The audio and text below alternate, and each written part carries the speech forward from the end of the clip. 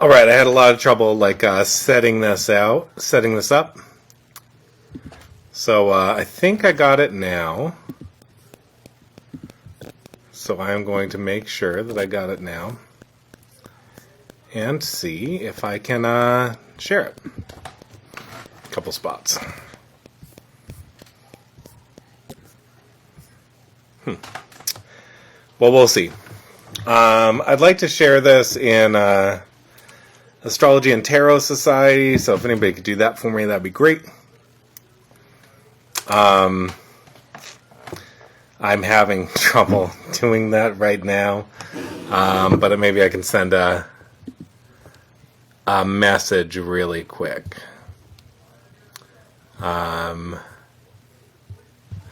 Just 1 second.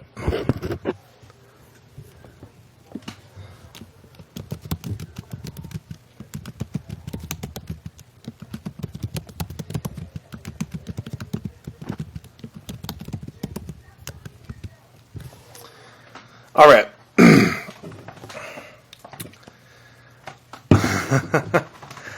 So I'm going to talk a little bit about, hey, Bradley, if you could share it to Astrology and Tarot Society. I'm having trouble getting all of my things to connect and make sense with each other. So somebody doing that would be great.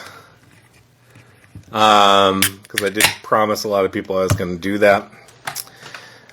First and foremost, is the sound coming in okay? Can everybody hear me? Is the sound coming through okay? Just somebody in the comments, please say whether you can hear me, because I would love for that to be happening.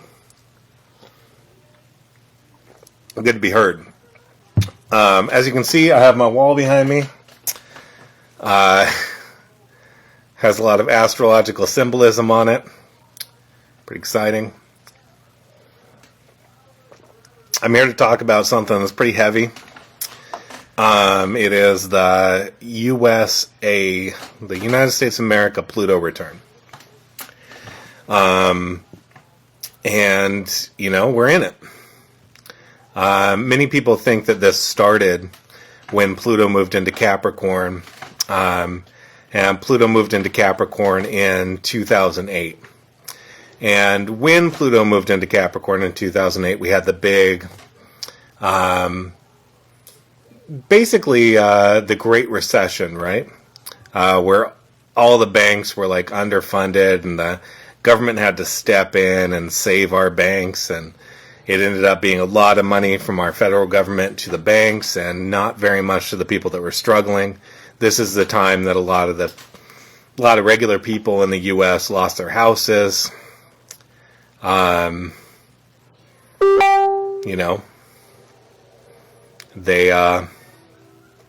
really fucked up a lot of people's lives. A lot of people were trying to retire at that time. They lost pretty much everything. So I feel like that's the beginning of the Pluto return, when Pluto moved into the sign that it was when America was born. And we're going to talk about America pretty deeply tonight. If there are people that want to talk about it, you're definitely welcome. You're going to get some beeps in the background. I'm sorry about that. If people have questions, definitely you can ask them. I can kind of see what's coming as it's coming up the screen. If you want to share this to groups or what have you, please feel free. I don't have the capacity to do that. As one person, it wasn't working very well. So you can think of America's Pluto return beginning in 2008 when Pluto moved into Capricorn. And there's a couple big events that have happened over the course of this time that I think should be kind of stopped on and talked about. So there's the Great Recession. There's when the banks went through a huge crunch, a credit crunch, and they didn't actually have the money that they needed. And basically, in a lot of ways, America is based on its economic system. We are the basis of the petrodollar, which is kind of the underpinning of a lot of the economic system. We're connected with SWIFT, which is like an exchange system across the world. We have a lot of the biggest banks. But in 2008, when Pluto moved into Capricorn, so Pluto, the sign of like Pluto, the planet of transformation, moved into the sign of Capricorn, which is ruled by Saturn. It's about like big business. It's about corporate power. It's about the people that are at the peaks of society. Basically, what happened in 2008 is everybody that was at the top of the pyramid got a bailout, and everybody that was in the middle or the bottom of the pyramid got fucked. And you know, some of you lived through this, so you know, like, it was hard times for a lot of us. We were trying to get by. A lot of people in Generation X and the millennial generation ended up, like, not being able to get ahead in the world. It felt like everything was kind of against us to, like, move up in the ladder. Because realistically, what happened in the U.S. during that time is that the very top was absolutely protected, and the bottom was told to, you know, go fuck themselves, figure it out themselves. And this is a Drunkstrology, so this will be a little bit more informal than most astrological lessons. And that's when it really started, and there was a big pushback to that around 2011, and for those of you who remember, 2011 is when the Occupy movement kind of came up. And the Occupy movement, a lot of the Pluto return is about the shadow of, you know, an entity or whatever coming to the surface and having to be dealt with. So Occupy was a recognition that the 1% pretty much completely run this country, make all the major decisions for this country, and the 99% of us kind of get left holding the bag, right?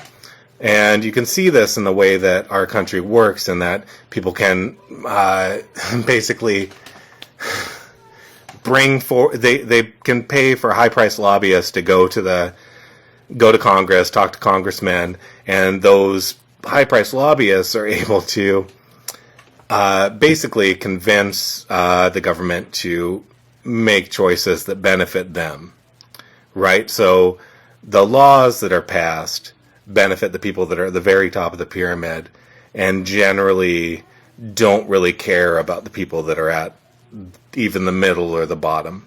That those people are an afterthought. In fact, if you look into it, you find that what people want, like the populist ideals for what we want in the U.S., tend not to even come to the table. Those aren't concerns that are represented by lobbyists.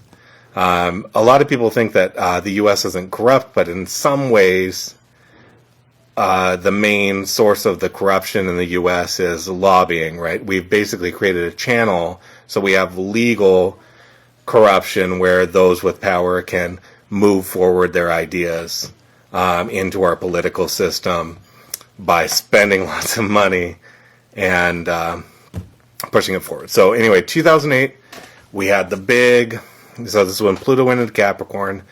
2008, we had the big blow up of our financial system where it seemed like it might not like even get through it. But what our government did is they just spent billions and billions and billions and billions and billions of dollars to prop up this kind of broken system.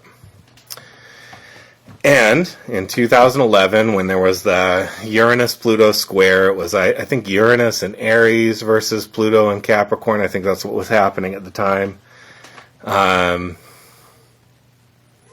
Is that right? Yeah, Uranus is in Taurus now. So it was Uranus and Aries versus Pluto and Capricorn around 2011.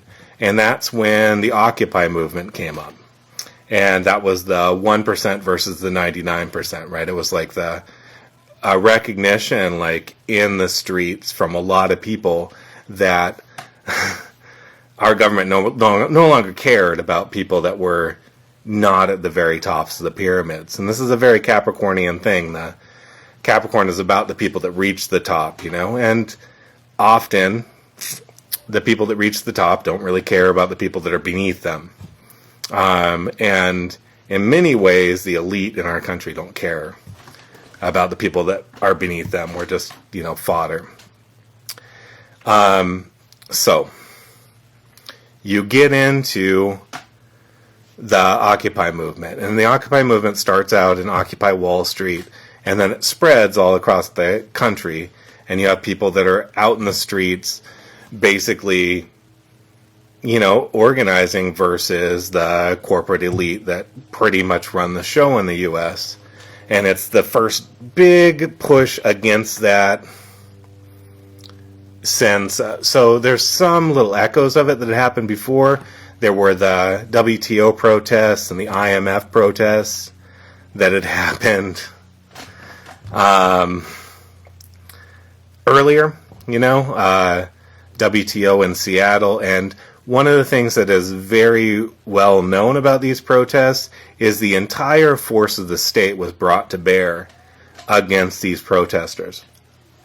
And WTO, like, the amount of police and federal police that came out to basically get people out of the street so that they weren't disrupting global capital was fucking crazy. And if you have a chance to get any video or anything like it, get some videos. I think that there's a video called "This Is What Democracy Looks Like" that really talks about the WTO and what that was all about.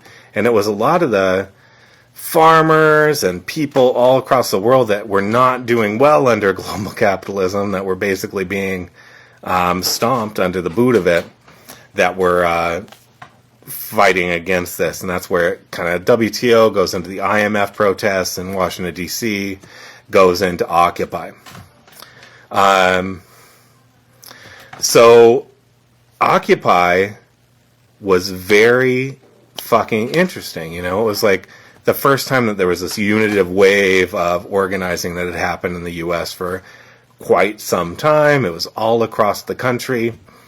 And pretty quickly into Occupy, again, this is like a Pluto and Capricorn shadow thing.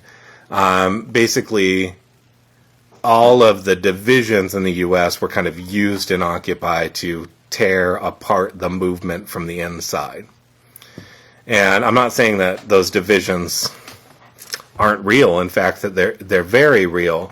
Pluto and Capricorn, or the Pluto return to the U.S., is really about seeing the shadow of the U.S. And there are deep, deep fucking shadows in the U.S. There's the fact that this country was built on the backs of the native people that were here before we came. There's the fact that people were, brought from overseas and put into enforced labor. Slavery was a big part of what pushed this country forward. So all of the ideals that we had at our founding were tainted by the fact that we weren't living up to these ideals in really any way.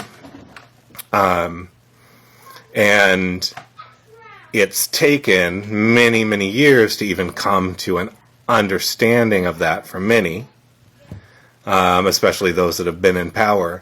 But it's also like those divisions can be used by power to keep any threat to, like, the top of the pyramid from actually coming to any fruition. And I feel like this is what happened in Occupy. The divisions that are kind of inherent in the U.S., that really have always been the rich versus the poor or the dispossessed, were brought in to get the different conflicts, the kind of inter-Nicene conflicts of the lower classes fighting amongst themselves, which dispelled the power, and then basically the government came in and destroyed all of these encampments. And this is under Obama, right? So this is not a big bad Republican that came in and did this. This was definitely the Democrats that were behind this. And I remember being out in the streets in Portland at the time, and there were tons of cars from the, what is it called, the Homeland Security Department that were in Portland. And there was tons of federal people that were there to help break it down, because Portland had a pretty strong Occupy at first. So Occupy was the first big push against the tops of the pyramids, right? So it was like the recognition that this country has always kind of been led by the elite. There was a recognition that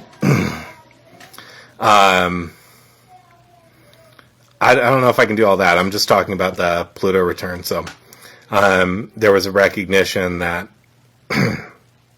goddamn, just lost my train of thought. It's okay, I'll get back to it. There was a recognition amongst a lot of people that what had happened in 2008 had really shown that the government didn't give a fuck about all the people that were losing their houses, that were left out on the fucking streets. They only gave a fuck about the tops of the pyramids. The bailouts went to the banks, right? So that they could keep going. They killed a couple. I mean, they killed Bear Stearns and like a couple other big banks, you know, but most of them, basically their basic flaws were papered over, so we just threw money at it. But we didn't actually deal with any of the fundamental problems with our economic system. And I feel like this is coming more to bear today, but we'll get to that as we go through it. So, 2011, Occupy. 2016 was the next big trigger point, which was actually kind of interesting because it was like the populist energy from both the left and the right came to the fore, right? You had Bernie Sanders, who was getting tons of support from all over the country. There was tons of people that were really behind him, and he was like populist left energy, right? And he was talking about the billionaires and all that. And then you had Donald Trump that stepped into the stage around 2015, and he was like harvesting populist right energy. And what he was doing, I'm drinking Reptar juice. What Trump was doing was talking about how a lot of the Republican shit that we'd gotten up to, like our adventures in fucking Iraq, our adventures in Afghanistan, were actually bullshit, and that it was stupid that we did that, right? So a lot of people on the left and the right were recognizing that elite goals had nothing to do with what was going to benefit us. It was all for their great game that they were playing across the world, right? And so you had all this support for this populist left, which was Bernie was kind of like he was really trying to show America their shadow and kind of get us to eat our vegetables and kind of step up to the plate to a certain extent. And then Trump was, in a lot of ways, was the opposite. He was populist right, so he was like, let's make America great again. He was like, let's gloss over all the bad things that we've ever done. Let's just get back to that shining example of what we never were, right? And a lot of people bought into that delusion, but you also had the Democratic Party and kind of the establishment do everything they could to keep Bernie from ever getting up on that stage. So, this is Reptar juice. It's pretty good. So, for a second, it seemed in 2016 that we were going to have the populist left versus the populist right. And I'm pretty sure still that if it had been that, Bernie would have won that particular battle. Can't obviously do it. Instead, like a kind of establishment politician got in, did everything they could to throw Bernie under the bus, and we ended up with Trump, right? Because there was way more populist energy than there was establishment energy after 2011 and all the things that were happening. So, now we've gone through 4 years of Trump, and Trump was, in many ways, he kind of was almost the avatar of the unconscious shadow in the U.S., right? Like, he is the part of the U.S. character that never admits that they're wrong, right? That never recognizes, like, the second order effects of, like, what we do. So there was a lot of darkness in that, but there was also, I mean, there were things that he was in some ways like almost the archetypal fool in the tarot, right? So he was saying all the things that nobody else would say kind of on the global stage. Like, let's get into NATO for a second. He was saying NATO needs to be not just the U.S. paying for it. It needs to be like Germany and France and all the other countries that are benefited from NATO that need to be paying for it. He talked about how this just kind of gets into where we are today, but he also talked about how Germany, at the same time that they were opposing Putin and Russia, they were becoming more and more dependent on Russian oil. But to be sure, populist, egomaniacal Trump was hated by the elite media, and everything possible was done to spin everything he did in the worst possible way. And many people, got caught up in this, and it was pretty rough. It divided our country even more, and he didn't help, but he divided our country even more. So our political schism became more pronounced. People took sides more. They became, and maybe social media had something to do with this too, but they became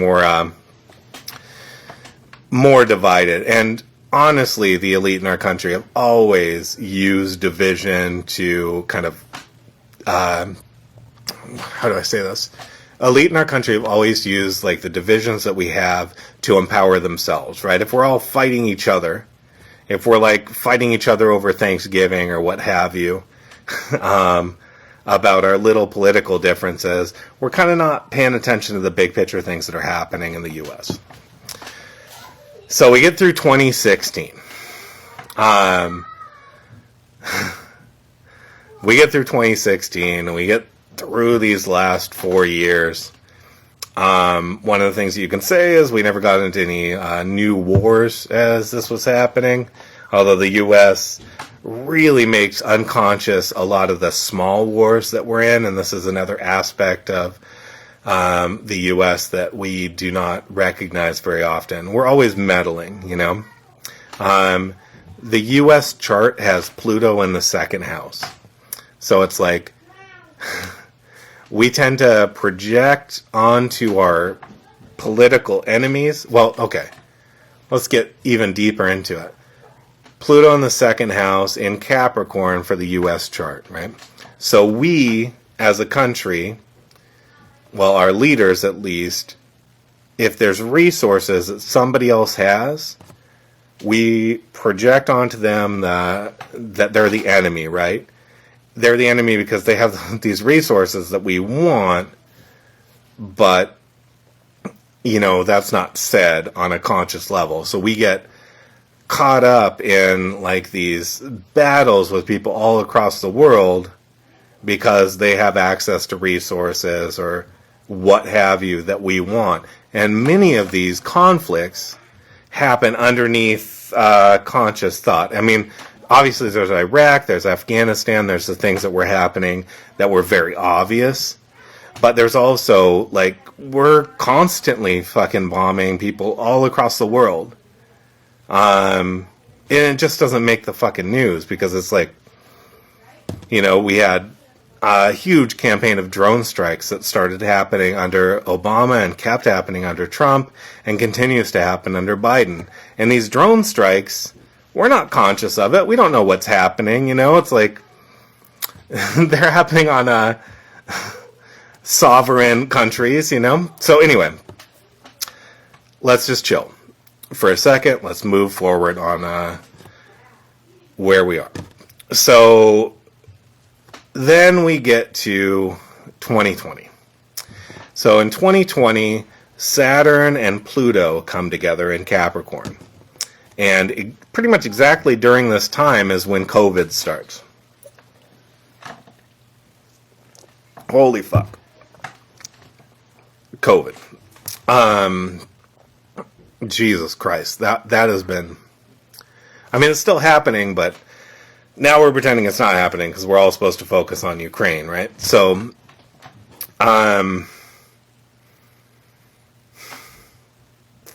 COVID. Pretty intense. So, wherever it came from, I'm kind of I researched it a ton. I think it came from that Chinese lab in Wuhan. I'm pretty sure that's where COVID came from. So COVID comes out, and suddenly, like, our whole society's shift, right? So this is Pluto and Saturn coming together. In general, when Pluto and Saturn come together, it's like I think a 31-year cycle or something like that. I think when Pluto and Saturn last came together was in 1984 or something, and it was right when, and it was in Scorpio, and it's right when AIDS, like, became way more publicly conscious. So during this time, you expect to see, pretty heavy government overreach. And we had, to be honest, because of COVID, we had a ton of government overreach. Lots of people lost their jobs. They wouldn't get the cure that the government was selling them. We had corporations and the state get really tight, like Pfizer and Moderna and Johnson & Johnson. And so, anyway, we're coming back to the Pluto return. So the U.S. has had a lot of trouble seeing its shadow for a very long time. There are lots of aspects where this comes front and center.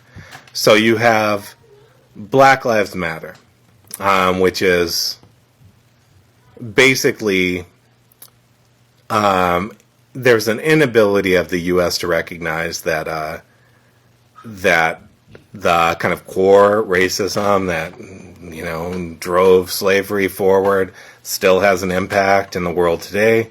A lot of people just kind of want to brush that over and be like, that's all done. That's all in the past.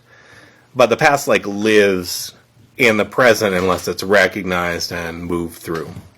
So think of that coming to the surface as being a part of this. Think of the native tribes that fought against, trying to remember, it was Dakota Access Pipeline, I'm pretty sure. Native tribes fought against that coming across their lands. It's like all these sins of our past come to the surface, and we realize that the United States is not really that united. And that's kind of the point that we've come to. We are divided states of America. Like, each state has its own kind of identity. Each is, like, kind of run by one of two, like, kind of national gangs, the Republicans and the Democrats. Both of them have the Standing Rock. That's totally it. I'm sorry. Dakota Access. I knew that wasn't right, but Standing Rock was like the big step up. And there's people that I knew that were there, but I never went there, so it wasn't as much in my mind. So the U.S. has all this shadow material that hasn't been dealt with. And we have all these economic problems that haven't been dealt with, that have been basically papered over. And now, right now, so let's just talk about the U.S. as it is today, during our Pluto return. We're probably more divided than ever, which is definitely actually increased by social media. Social media makes us more tribal and fighting against each other. You see so much on the internet where you see people like posts like, if you don't think this, then you need to just unfriend me, you know? And it's like, there's all this like hostility towards like these ideas of what people are that people create in their heads, right? And sometimes it's true, but very often it's not true. People are multiplicitous. They have all sorts of aspects to themselves. So we are in a place in the U.S. where we're more divided than we've ever been before. And we also have much less fucking power than we used to have in the world, right?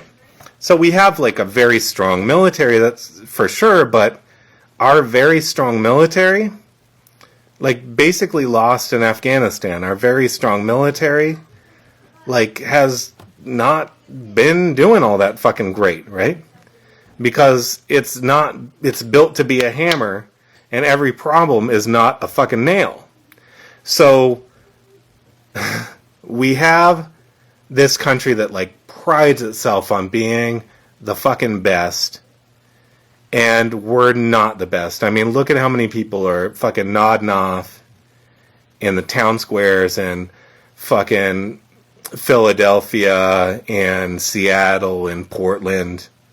Like, look at how many people are out on the streets because prices have been going up so much and they're not able to keep up. Look at how many people are struggling to just fucking put food on their table because wages haven't gone up in the midst of like this crazy inflation. And what's happening right now in our battle with Russia is it's just going to make inflation go worse, you know? So the have-nots in our country, or the 99%, are going to suffer. And I think this is really important to talk about too. The 99% fucking suffered under COVID. They couldn't do their normal work.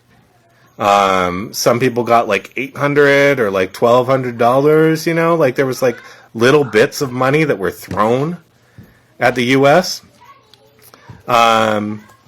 At U.S. citizens, but in general, like people like fucking lost their jobs. People weren't able to keep their businesses open. And during this time that all of the kind of working class and like the working class and the people that actually like sell things and buy things, during that time, like the billionaires were getting richer and richer and richer. The 1% has not taken any kind of sacrifice over the course of since 2008. Every time that they've been in trouble, there's been money thrown at them. So, we're at this moment where we're in this conflict with Russia, right? And our entire strategy, not saying our entire strategy, but most of our strategy seems to be like, we'll just cut them off from our money. I don't think this is going to fucking work. I think that in many ways, what's really happening is we're recognizing that we are not all powerful in the world. Like, we haven't been able to do, like, we couldn't deal with Afghanistan. We're not going to be able to deal with, like, many things across the world. It's not going to be like this unipolar world anymore. We're in a multipolar world. There's more than one power in the world, and we still haven't recognized it in general. So we're in this time right now where we're delusional because we're not seeing like these shadow aspects of the U.S., shadow aspects of the West in general, and instead we're kind of believing that we are what we were. And the belief that we are what it wasn't necessarily true in the first place, because there's all this unintegrated shadow that the U.S. has never dealt with. And yeah, you're seeing basically like kids. I mean, if you're rich, having to do online school for your kids probably wasn't that big of a deal, you know? They probably didn't fall that far behind. But if you weren't, those kids are behind. Behind by 1 or 2 years from everybody else. And like in many ways, we're not funding our education system, or the funds that we are putting towards it is going towards like middle managers and executives. It's crazy, you know? So the US Pluto return is about recognizing like what we actually are in the world, recognizing the aspects of ourselves that are actually positive. So if we can get to more unity, like the core of the US is recognizing that out of many, e pluribus unum, out of many there's one. Right? So it's about recognizing, and we very rarely live up to this, but we've done it a couple times in our history, where we all come together. Out of many, one.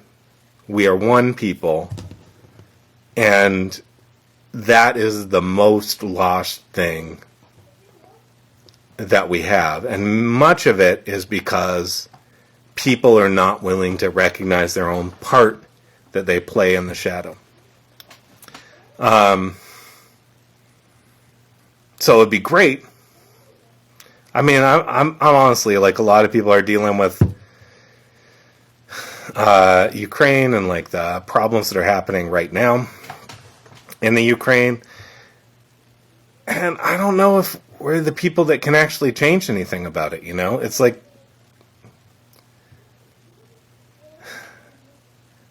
the U.S. almost needs to look after its own problems, deal with it, come to a more unitive state. But the question is that even possible? And if it's not, we're going to tear ourselves apart from the inside and fall like most empires do. And that is not something that's just like far in the future that might happen. That's something that really could be close. And I think that that's the real danger of the Pluto return of the U.S. It's, are we going to tear ourselves apart from our divisions, or are we going to unite for something bigger than ourselves? And I think that there's people at the top that are just laughing all the way to the bank in this process, and it only benefits them for the masses of Americans to be divided. So they will do everything they can through social media to keep us divided, even if it weakens us on a broader scale. I don't think that far ahead. So I think that's pretty much all I have to say about the US Pluto return. Yeah. I don't know. Does anybody have any questions?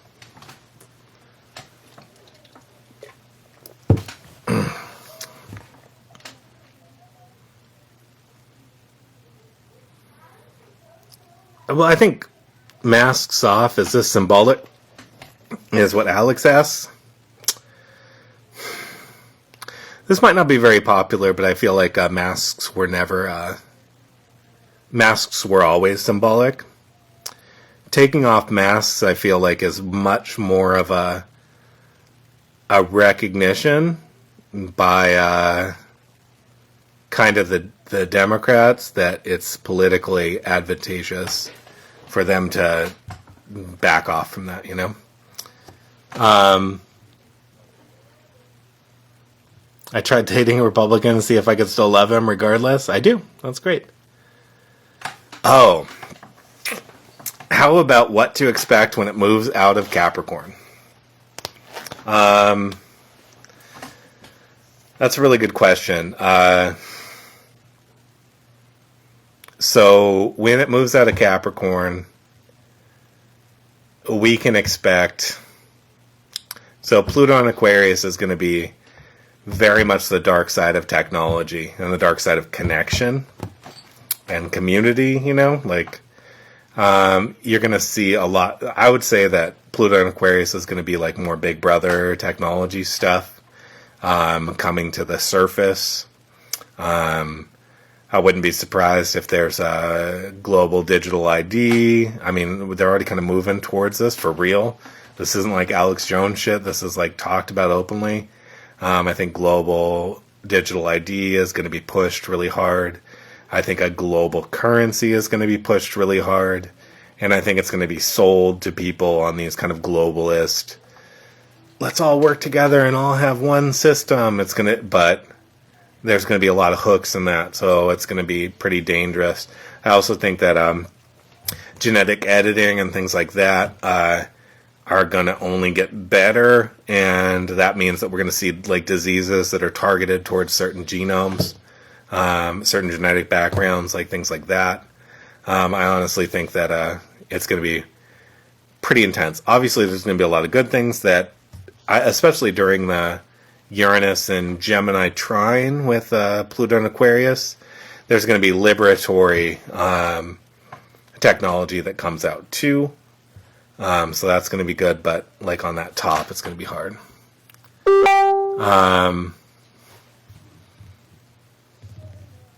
Let's NFT God. That's cool. Do you think we'll ever get a global vote? Nope. I think we might get a pretend global vote, but I don't think it'll ever be real. Yes. So Robert asks, radical defederalization. I think honestly the way that we might have to deal with some of this is like by putting down our fucking phones. And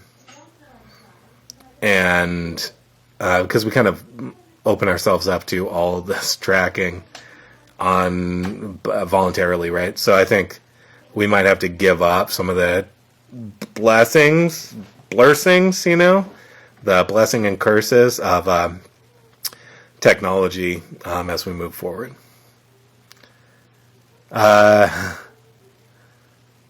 Cool. I think that's probably it. Thank you very much for everybody for coming. I hope that, if you don't know about any of the things that I was talking about, just do a little bit of searching. There's tons of information about all of it. I'm kind of drunk, so I wasn't a perfect messenger for any of it, but I really feel like we're in this point where we're going to recognize kind of who we are. There's a lot of good things to come, so don't get too doom and gloom. I'm pretty Scorpio heavy, so I think I sound like a heavy a lot of the times. But everybody have a great rest of their night. Enjoy. Bye.